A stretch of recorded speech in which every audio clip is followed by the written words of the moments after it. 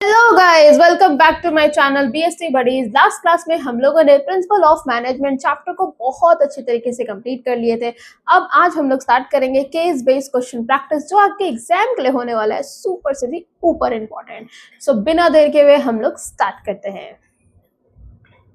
सबसे पहले क्वेश्चन पे हम लोग आ जाते हैं। जो पहला क्वेश्चन कह रहा है कि राजीव एक मिडिल लेवल मैनेजर है, उसने अपने सबऑर्डिनेट्स को काफी डिसिप्लिन में रखा है उसने, लेकिन उसके एम्प्लॉय जो काफी कंप्लेन कर रहे हैं कि हमारा टाइम जो है बहुत ज्यादा वेस्ट हो रहा है। ठीक है, कुछ भी चीज जो असाइन है वो प्रॉपर वे में नहीं है, प्रॉपर प्लेस पे नहीं है, प्रॉपर शेड्यूल में नहीं है, इसलिए उनका टाइम जो है बहुत ज्यादा वेस्ट हो रहा है। आप लोग को पता चल गया होगा कि ये किस प्रिंसिपल का यहाँ पे वॉयलेट हो रहा है, और इसका आंसर है प्रिंसिपल ऑफ ऑर्डर। याद आ गया आप लोग को? Very good. तो इसका आंसर है प्रिंसिपल ऑफ ऑर्डर। कोई भी चीज सही जगह, सही सामान, सही टाइम पे ना रखने से प्रिंसिपल ऑफ ऑर्डर यहाँ पे वॉयलेट हो रहा है, उसका काफी ज्यादा टाइम वेस्ट हो रहा है। याद है, मैंने इस पेन का एग्जाम्पल दिया था आपको। नाउ नेक्स्ट, पक्का एम्प्लॉयमेंट इज अ कंपनी। पक्का एम्प्लॉयमेंट एक कंपनी है जो ये ध्यान रखती है कि इसके एम्प्लॉय का जो कॉन्फिडेंस है वो हमेशा पीक पे होना चाहिए। ठीक है, इसलिए वो अपने एम्प्लॉय को श्योरिटी देती है कि आप मेरे यहाँ कम से कम एक मिनिमम फिक्स टेन्योर में काम तो कर ही सकते हैं। तो ये किस प्रिंसिपल ऑफ मैनेजमेंट का यहाँ पे ये संकेत दे रही है? तो इसका आंसर हो जाएगा स्टेबिलिटी ऑफ पर्सोनल की बात हो रही है यहाँ पे। यानी कि आप अपने एम्प्लॉय को एक श्योरिटी दे रहे हैं कि आप यहाँ मिनिमम फिक्स टाइम के लिए तो आप काम करेंगे। आपको ये डर नहीं बना रहेगा कि मेरा जॉब जा रहा है ना। तो एटलीस्ट आप उस फिक्स टेन्योर के लिए आप अच्छे से आप काम कर पाएंगे। Now next is a floor manager of a mall is very capable as he utilizes all the function of the management. He lays stress on developing mutual trust and spirit of cooperation among the employee. उनके guidance में employ जो है admit करते बहुत सारी चीज सीखते हैं, बहुत सारी चीज अपने टारगेट को मीट आउट करते हैं, और ताकि उनका सैलरी भी बढ़ जाता है। यानी कि यहाँ पे एक फ्लोर मैनेजर है जो अपने कंपनी में काफी जितने भी मैनेजमेंट के फंक्शन है उन सभी को बहुत अच्छे तरीके से वो करके चल रहा है। उसने म्यूचुअल ट्रस्ट को डेवलप किया है, और ताकि सभी एम्प्लॉय में एक बहुत बढ़िया आपस में बन करके रखा हुआ है, जहाँ पे लोगों ने आई के जगह वी यूज किया है, म्यूचुअल ट्रस्ट। और आपको याद आ गया होगा कि आई के जगह वी कहाँ यूज होता है। यस, ऑब्वियसली मैं बात कर रही हूँ स्पिरिट दे कॉर्प्स का बात। ठीक है, यहाँ पे ये वाला प्रिंसिपल इसने बहुत अच्छे तरीके से निभाया है। Now next is an assembly line worker at a manufacturing plant receive instruction directly from both quality control manager and production manager. यानी कि एक मैन्युफैक्चरिंग प्लांट का एक वर्कर है जिसको दो लोग दे रहे हैं इंस्ट्रक्शन, है ना। क्वालिटी कंट्रोल मैनेजर भी दे रहे हैं और प्रोडक्शन मैनेजर भी दे रहे हैं। अब बेचारे को कंफ्यूजन हो रही है कि वो किसका चीज पहले माने, प्रायोरिटाइज कैसे करे, क्योंकि दोनों ही उसके लिए बॉस है ना।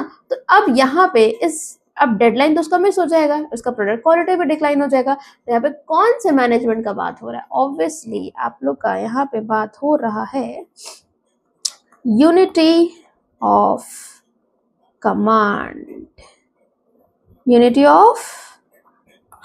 मैंने बताया था ना कि एक है वन हेड वन प्लान, है ना, वन बॉस वन सुपीरियर, है ना। बच्चे काफी ज्यादा कंफ्यूज होते हैं यूनिटी ऑफ डायरेक्शन और यूनिटी ऑफ कमांड में। सो प्लीज मेक श्योर कि आप इस पे कंफ्यूज ना हो। ठीक है, तो यहाँ पे आ जाता है आंसर आपका unity of command. Now next question number 5। तो नेक्स्ट क्वेश्चन हमारे यहाँ कह रहा है कि the plant superintendent of a company is very sad. Plant superintendent बहुत सैड क्यों है? When he was on leave, जब वो छुट्टी पे था, तो ही वाज एक्सपेक्टिंग कि उसका सबऑर्डिनेट जो है सारा काम अच्छे से कर देगा, लेकिन उसने एक नया प्रॉब्लम के साथ डील करना पड़ा, और वो ये है कि he develop a system of suggestion building from the side the worker. For this is a suggestion, इसीलिए उसने कंप्लेन बॉक्स रखने का सोचा कि मैं कंप्लेन बॉक्स रखता हूँ ताकि वर्कर ना अपनी जो भी सजेशन है, जो भी आइडियाज हैं, वो उसमें रख सके और फिर मैं उसको स्टेप बाय स्टेप लूंगा। तो यहाँ पे जो प्लांट सुपरिटेंडेंट है, ये उस बॉक्स को लगा के यहाँ पे वो कौन सा प्रिंसिपल किया है? ऑब्वियसली ये प्रिंसिपल ऑफ इनिशिएटिव किया है ना। तो यहाँ पे बात हो रहा है इनिशिएटिव का, है ना। ये इनिशिएटिव लिया और उसने कंप्लेन बॉक्स को वहां पे इंस्टॉल करवाया ताकि वर्कर जो है मेरे एब्सेंट में भी वहां पे आसानी से वो आइडिया सजेशन वो डाल सके, ताकि बाद में इसको प्लान सुपरिटेंडेंट पढ़ेगा और उस पर काम करेगा। Now next is question number 6. Now, every year meeting in an organized lawn of a owner of a company, in his meeting the owner of a company grants some funds for the benefit for the family to the employees. The employee को यहाँ पे कह रहा है कि हर साल owner जो है कंपनी का, वो अपने लोगों को कुछ ना कुछ बेनिफिट देता है, एम्प्लॉय के फैमिली को देता है, और इसीलिए एम्प्लॉय जो है कभी भी रेसिस्ट नहीं करते कोई भी चेंज से, और ना ही कभी एक्सेस डिमांड करते हैं। जनरल जो इन्वायरमेंट है कंपनी का वो बहुत सपोर्टिव है, बहुत सपोर्टिव बना के रखा है, ठीक है। तो उसके इसीलिए उसका एम्प्लॉय टर्नओवर रेशियो भी काफी लो है।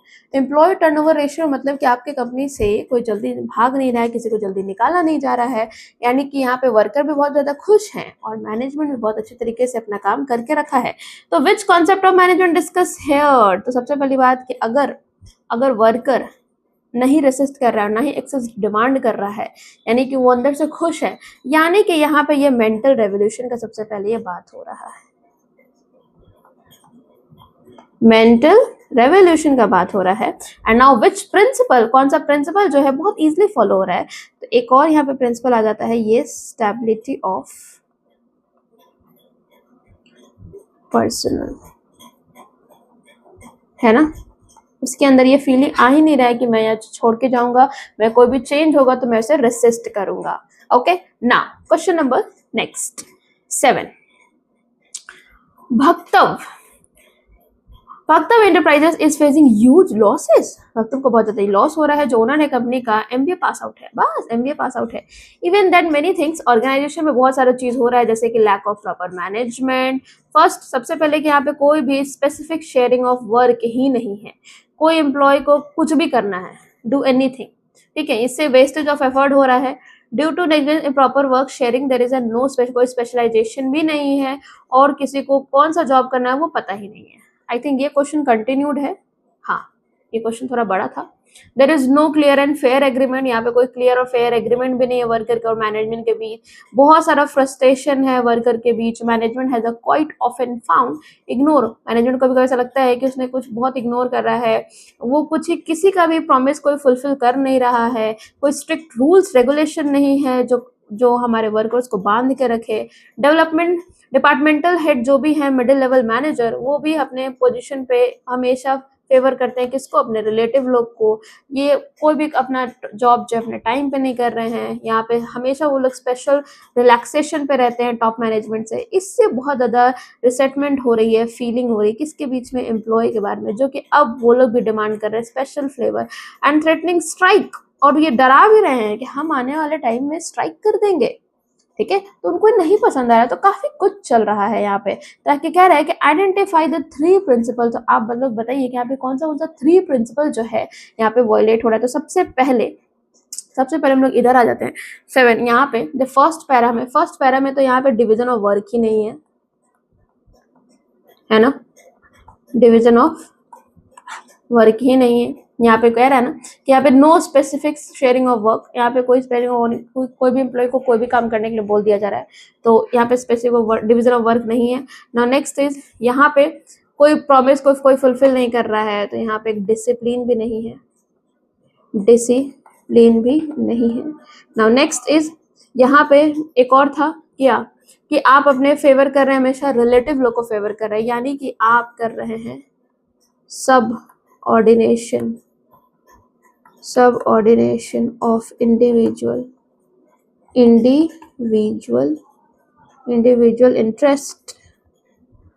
interest to general interest, general interest, आप यहाँ अपने ऑर्गेनाइजेशन का इंटरेस्ट को देख ही नहीं रहे हैं, आप क्या कर रहे हैं, इंडिविजुअली इंटरेस्ट पहले देख रहे हैं, ठीक है ना। तो यहाँ पे ये 3 प्रिंसिपल का हो रहा है वॉयलेशन, पहला ये, दूसरा ये, और एक आगे था डिवीजन ऑफ वर्क ना।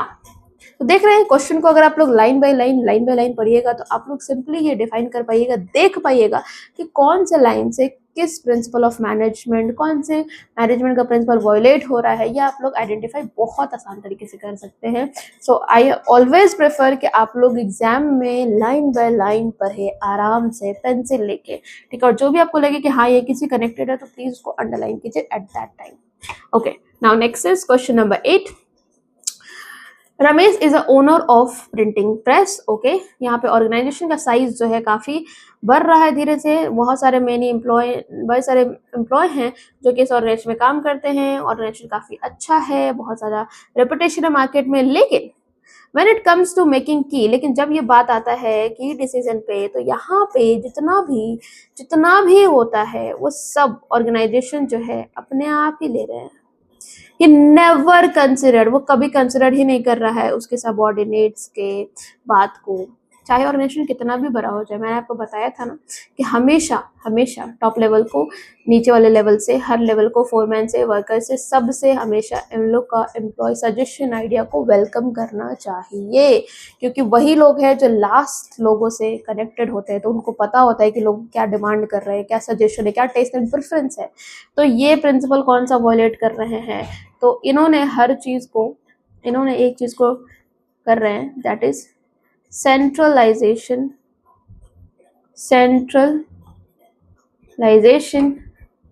and decentralization।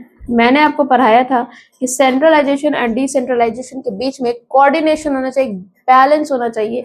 आपको पता होना चाहिए कि कौन से मेजर की डिसीजन है जिसको आप खुद लीजिए, लेकिन बहुत सारे डिसीजन को आप डिसेंट्रलाइज भी कीजिए, आप अपनी रिस्पॉन्सिबिलिटी को दीजिए, आप उधर से सजेशन लीजिए। तो इनको पता ही नहीं है कि सेंट्रलाइजेशन और डिसेंट्रलाइजेशन को बैलेंस करने की जरूरत है, ठीक है ना। Next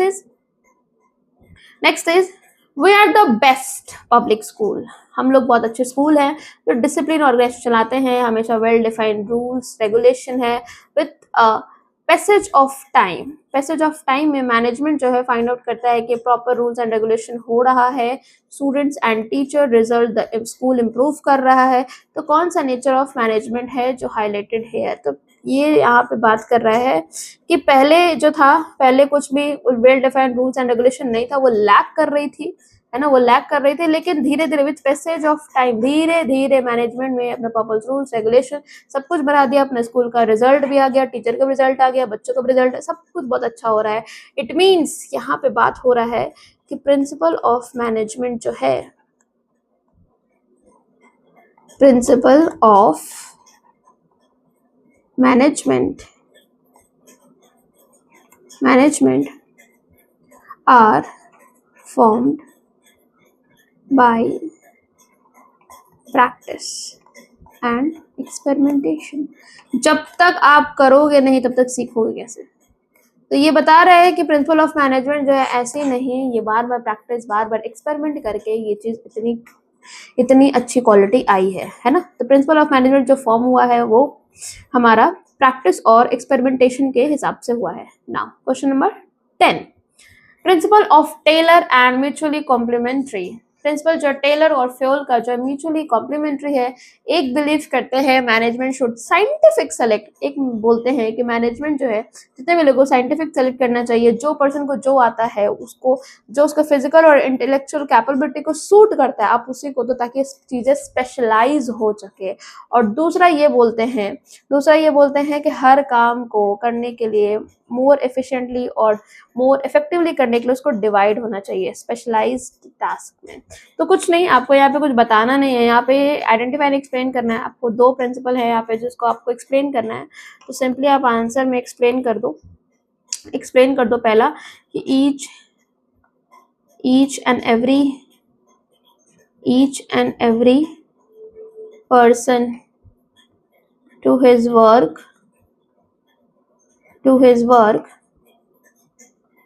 greatest greatest efficiency and prosperity और दूसरा फ्यूल का भी एक्सप्लेन कर देना, ठीक है, डिवीजन ऑफ वर्क, आप फ्यूल का भी प्रिंसिपल यहाँ पे एक्सप्लेन कर दो। तो ये दोनों चीजों को आपको यहाँ पे एक्सप्लेन कर दो, इसका आंसर हो जाएगा बहुत अच्छे तरीके से।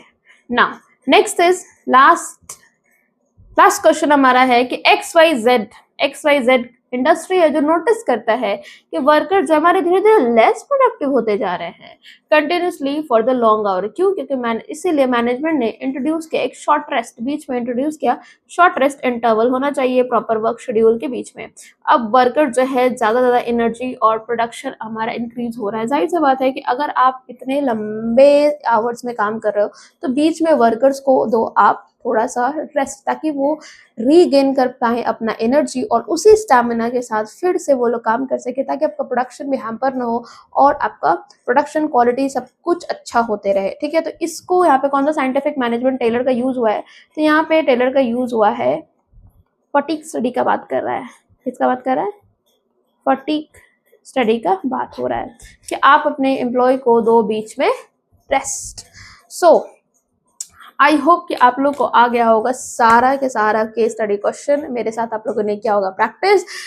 मैं बोल रही हूँ, फिर से बता रही हूँ कि आप अपने क्वेश्चन को लाइन बाय लाइन पढ़ो, क्वेश्चन आपसे बहुत इजी तरीके से सॉल्व होगा। So thank you so much guys. और आप लोग को अगर ये वीडियो पसंद आया तो प्लीज लाइक एंड सब्सक्राइब।